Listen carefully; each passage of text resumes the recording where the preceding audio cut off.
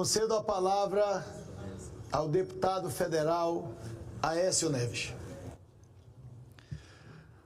Presidente e amigo Davi Alcolumbre, a quem agradeço pela realização dessa histórica sessão. Caríssimo presidente José Sarney, justamente homenageado por tantos que aqui usaram desta tribuna. Saúdo o ministro Dias Toffoli, aqui representando o Poder Judiciário brasileiro. Saúdo e cumprimento o senador Jorge Cajuru pela iniciativa dessa histórica sessão. Meus cumprimentos ao senador Randolfo Rodrigues, presidente do Conselho Editorial do Senado Federal, também a ministra Margarete Menezes, representando aqui o Poder Executivo, senhores senadores, ex-presidentes dessa casa, conterrâneo Rodrigo Pacheco, Renan Calheiros, Edson Lobão, líder Eduardo Braga, e me permitam saudar todas as autoridades e convidados dessa sessão, através da figura, para mim, extremamente emblemática da vida mineira, ministro Carlos Veloso, cuja presença aqui é motivo, sabe Vossa Excelência, para mim, de extrema honra e alegria. Contenho aqui um pouco a emoção após revisitarmos todos esse momento tão sublime, tão bonito da história brasileira. Mas eu volto a essa tribuna, que já ocupei, senador Davi, tantas e tantas vezes, para celebrar ao lado de Vossas Excelências os 40 anos de redemocratização do Brasil. Triste o povo, presidente Sarney, que não conhece e não valoriza a sua história, porque ele vai ter muito maiores dificuldades de construir o seu futuro. E muitíssimos brasileiros merecem hoje aqui ser homenageados. Mulheres, homens, jovens de toda parte do país que, com seu apoio e sua mobilização, tornaram possível que a transição ocorresse. Homens públicos como Ulisses, como Teotônio, Montoro e tantos outros devem também ser sempre lembrados e homenageados porque foram fundamentais para que chegássemos até aqui. Mas peço licença às senhoras e aos senhores, nesse meu despretensioso pronunciamento, para me ater ao presidente Tancredo Neves e ao seu decisivo papel em todo esse processo que nos trouxe ao mais longo período democrático da nossa história.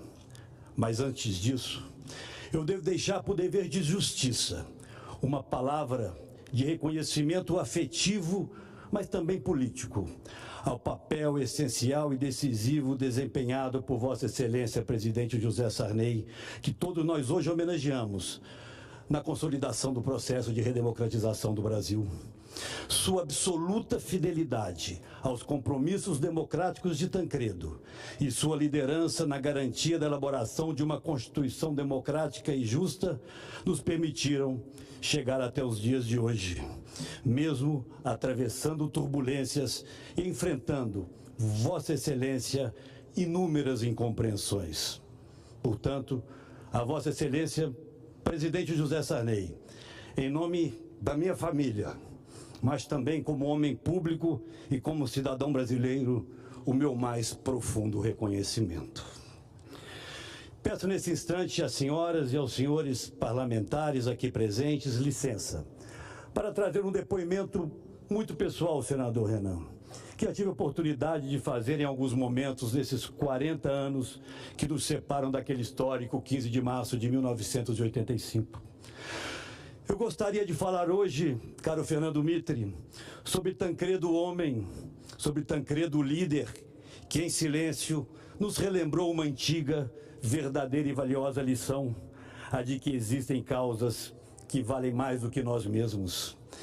Não vou me ater à biografia formal do presidente Tancredo.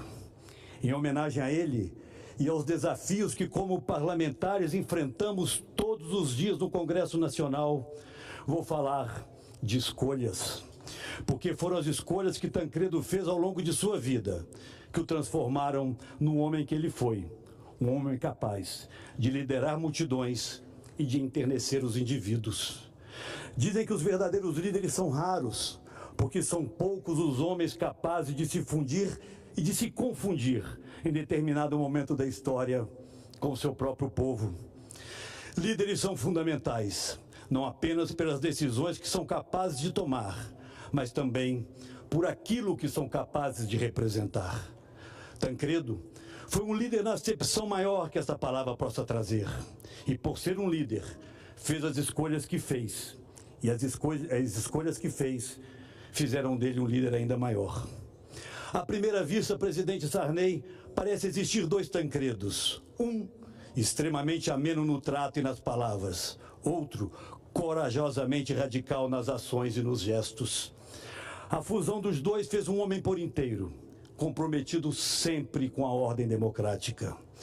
Absolutamente leal aos compromissos assumidos, honrando sempre a palavra empenhada, transformou-se num interlocutor necessário na cena política brasileira durante décadas. E ele nunca buscava os holofotes. Ele costumava dizer, na política, só se lembram de mim na hora da tempestade. Tancredo assumiu o lugar de importância nacional em 1953, ministro Dias Toffoli. Com apenas 43 anos de idade, foi escolhido pelo presidente Getúlio Vargas como seu ministro da Justiça. Havia sido opositor do Estado Novo, advogara para trabalhadores e chegou a ser preso 2 vezes naquele período. Mas considerava que Getúlio, ao ser eleito, ganhara legitimidade popular. Foi fiel ao presidente Vargas até o fim. Em 1954, na última reunião do Ministério, quando ministros militares já se afastavam de Getúlio e do cumprimento da Constituição, defendendo o afastamento do presidente, Tancredo pediu autorização a Getúlio para ir pessoalmente dar voz de prisão aos militares rebelados. Mas você pode ser morto, disse um dos ministros presentes. Respondeu Tancredo. A vida nos reserva poucas oportunidades de morrer por uma boa causa, e essa é uma delas. Tancredo costumava se lembrar da última noite de Getúlio com enorme emoção. Sempre nos dizia que não conhecera ninguém em que o senso de dever e o amor ao país fossem tão fortes. Em reuniões de família, nos lembrava da noite em que já se preparava para sair do Palácio do Catete, quando o presidente Vargas o chamou e lhe entregou sua caneta pessoal, que guardamos com muito carinho até hoje. Uma lembrança desses dias conturbados, disse a ele o presidente. Tancredo guardou a caneta que viria a saber mais tarde. O presidente havia acabado de utilizar para assinar a carta-testamento. Minutos depois, quando já saía do prédio, escutou o tiro com que Getúlio se suicidara. Correu aos seus aposentos e ajudou a filha dele, Alzira, a socorrer o pai. Dizia que os olhos do presidente circularam pelo quarto, passaram pelos dele, até se fixarem nos da filha. Ele morreu olhando para ela. Extremamente abalado, Tancredo chegou para o enterro do presidente Vargas em São Borja, no Rio Grande do Sul. Fazia muito frio. Oswaldo Aranha lhe emprestou um cachecol que ele guardou dobrado na sua gaveta de memórias por toda a sua vida. Está lá até hoje. De São Borja, enviou um telegrama ao então governador de Minas, Juscelino Kubitschek, denunciando a ação das forças golpistas. Há quem pense que o suicídio de Getúlio tenha atrasado em 10 anos o golpe militar. O ano de 64, o presidente Davi poderia ter chegado em 54. Em 1961, a renúncia do presidente Jânio Quadros surpreendeu todo o país.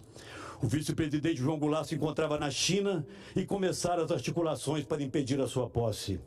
Tancredo divulgou um manifesto à nação pedindo respeito à ordem democrática e que fosse garantida a posse do vice-presidente. O ambiente político se agravava. Prioritário naquele momento era garantir que Jango chegasse ao país e tomasse posse. Diante da radicalização de setores militares, surgiu a solução parlamentarista. Tancredo vai de avião ao encontro de Jango no Uruguai. Haviam sido ambos ministros de Getúlio. A confiança entre os dois fora selada na antecâmara de uma tragédia, em um momento de crise, em que o caráter e a fibra de um homem não podem se ocultar atrás de discurso ou de palavras. Por isso, tinha que ser Tancredo e não outro a entrar naquele avião. Importante naquele momento era garantir que o presidente tomasse posse, era evitar que 1964 chegasse em 1961. Jango tomou posse, Tancredo foi indicado primeiro-ministro. Deixou o posto de chefe de governo em 62 para disputar as eleições para a Câmara dos Deputados. Eleito, transformou-se em líder do governo João Goulart. Chegou 1964. O presidente do Senado, Auro de Moura Andrade, declara vaga a presidência da República, apesar de o presidente João Goulart se encontrar em solo brasileiro.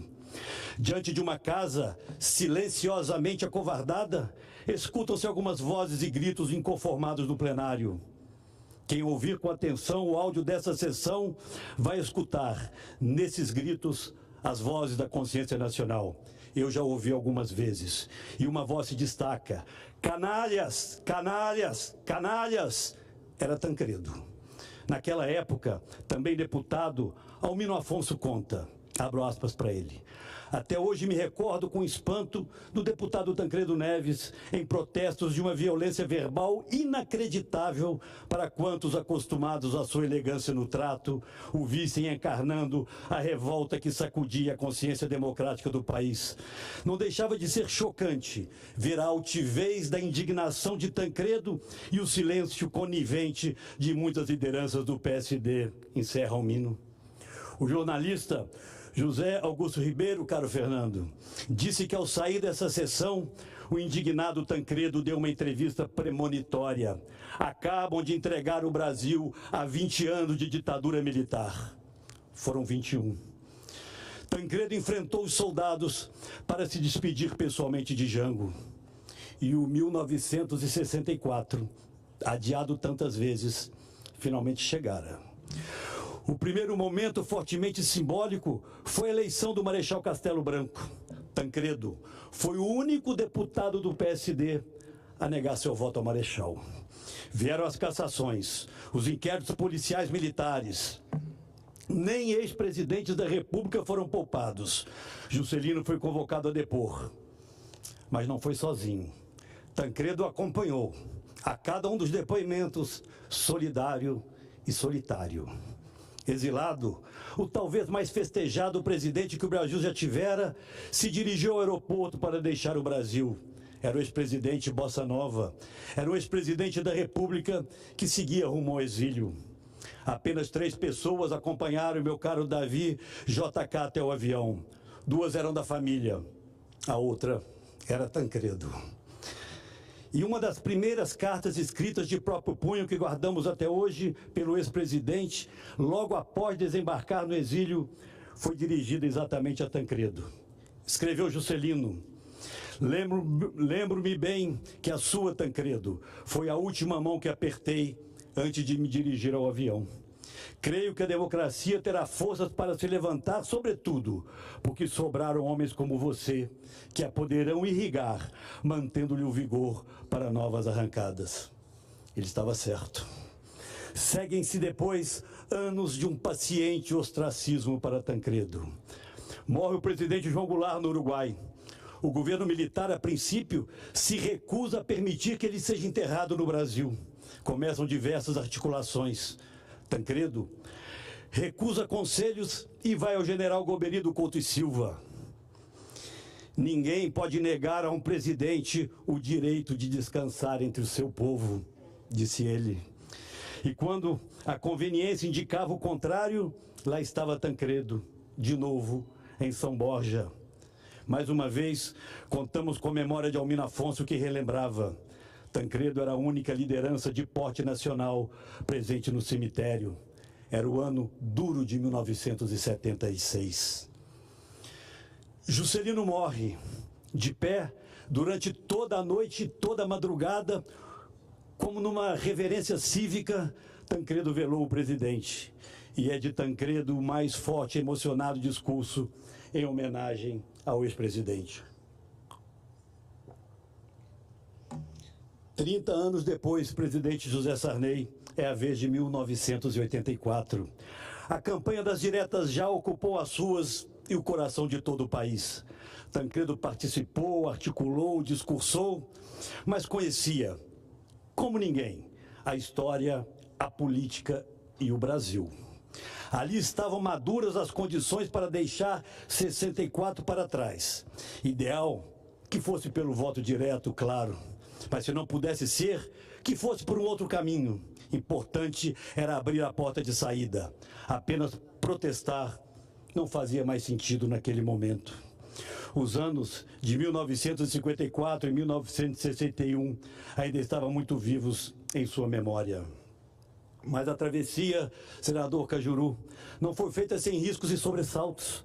A arquitetura daquele processo, olhe como eu acompanhei de tão perto, precisava de estratégia, coragem e principalmente do apoio da sociedade e de todas as forças democráticas do país, independente de suas diferenças ou convicções ideológicas. O que estava em jogo, a ruptura definitiva com os 21 anos de autoritarismo, justificava toda essa união. Logo após, senador Eduardo Braga, a homologação de seu nome como candidato das oposições no colégio eleitoral, Vossa Excelência se lembrará disso, sob o olhar incrédulo de alguns assessores e de várias lideranças políticas que acreditavam que Tancredo, naquele momento, deveria concentrar seus esforços na obtenção dos votos do colégio eleitoral. Tancredo marca, e eu tive a honra de redigir as suas escolhas pessoais, marca uma intensa agenda de comícios e atos públicos por todo o Brasil. Precisamos que as pessoas continuem mobilizadas nas ruas, dizia ele, serenamente alerta. A transição ainda não se concluíra. Mesmo após sua vitória no colégio eleitoral, ele manteve a vigilância. Ter sido testemunha de outros episódios marcantes da história lhe obrigava a isso. E rapidamente, sem alarde, organizou, como se lembra o presidente Sarney, uma viagem ao exterior com um grupo muito pequeno de assessores. Éramos 8 pessoas apenas, para se encontrar com as principais lideranças democráticas da Europa e das Américas, buscando ali o testemunho e o apoio desses líderes à transição que se iniciara no Brasil, mas que para ele só estaria concluída com sua posse no histórico 15 de março, que celebramos hoje. E em um ato extremo de amor ao Brasil e à democracia, retardou quanto pôde a cirurgia que deveria se submeter, com receio de que sua eventual ausência viesse a estimular forças reacionárias, ainda inconformadas com o iminente fim do regime, a algum ato extremo de retrocesso. O restante da história todos nós conhecemos. Mas me permito aqui, senhor presidente, um registro pessoal, acreditando que os erros nos devem servir de lição exatamente para não voltarmos a cometê-los. Me lembro que até na véspera da eleição que ocorreria no dia seguinte, em 14 de janeiro de 1985, decolamos aqui de Brasília para uma reunião em Minas com o senador Itamar Franco. Era, ministro Toffoli, o último ato político antes da eleição que ocorreria já na manhã seguinte. Fomos e voltamos naquela mesma noite. Ao entrarmos no avião para decolarmos de volta, ele perguntou a mim e às outras 2 pessoas que o acompanhavam: notícias do PT? Não, nós não tínhamos. Até o último instante, Tancredo aguardou que o Partido dos Trabalhadores, cuja criação ele saudara 5 anos antes, e considerava sinceramente extremamente importante para o país e para a democracia, se unisse aos demais democratas para todos juntos derrotarmos definitivamente o regime autoritário no Brasil. Não era uma questão de votos, ele já os tinha, mas o simbolismo que a união de todas as forças democráticas traria naquele momento ainda carregado de incertezas. Mas não. O PT negou a Tancredo e ao Brasil seu apoio. E mais do que isso, expulsou seus 3 deputados, José Eudes, Ayrton Soares e Bete Mendes, que homenageio neste ato e que ousaram ouvir naquele instante a consciência nacional e as suas próprias consciências, para que o presidente Tancredo pudesse, no primeiro instante, logo após declarada a sua vitória, subir na tribuna do Congresso e anunciar: esta foi a última eleição indireta da história deste país. A esses parlamentares e a todos os brasileiros, anônimos ou não, que participaram daquele extraordinário movimento cívico que nos permitiram estar aqui hoje, o meu reconhecimento. Mas a história, senhoras e senhores, seguiu seu curso. e de novo. Era ele, Tancredo, que precisava tomar e conduzir aquele avião. Um novo voo para um novo resgate da ordem democrática. E ele nos lembrava sempre: a pátria não é a aposentadoria dos heróis, mas permanente tarefa a cumprir. Getúlio, Juscelino, Jango sabiam muito bem do que ele estava falando. Sabiam o que havia custado chegar até ali. O avião, em busca da rota democrática, decolou novamente. Dessa vez o piloto não desembarcou, mas conduziu um voo a um pouso seguro. E foi seguro porque estava lá Vossa Excelência para aguardá-lo. Afonso Arino certa vez disse que alguns homens dão a vida pelo país. Tancredo deu mais, deu a morte. Lembro-me, senhoras e senhores, presidente José Sarney, caminhando para encerrar as minhas palavras, dos olhos marejados do meu avô Tancredo, recordando com respeito e reconhecimento o extremado senso de compromisso de Getúlio com o país. Ele sabia o que estava em risco, costumava nos dizer nos almoços de família. Vocês não imaginam o que foi a multidão que acompanhou o funeral do presidente Vargas. Quase que o vejo repetindo essas palavras hoje. Foi ela, em torno do caixão do presidente, que selou o pacto que impediu naquele momento o retrocesso da ordem democrática. Insistia ele em nos explicar e ensinar. Mal sabia Tancredo que 31 anos depois, em 1985, uma outra multidão velaria o corpo de um outro presidente da República e que ele também deixaria a vida para entrar na história. Muito obrigado.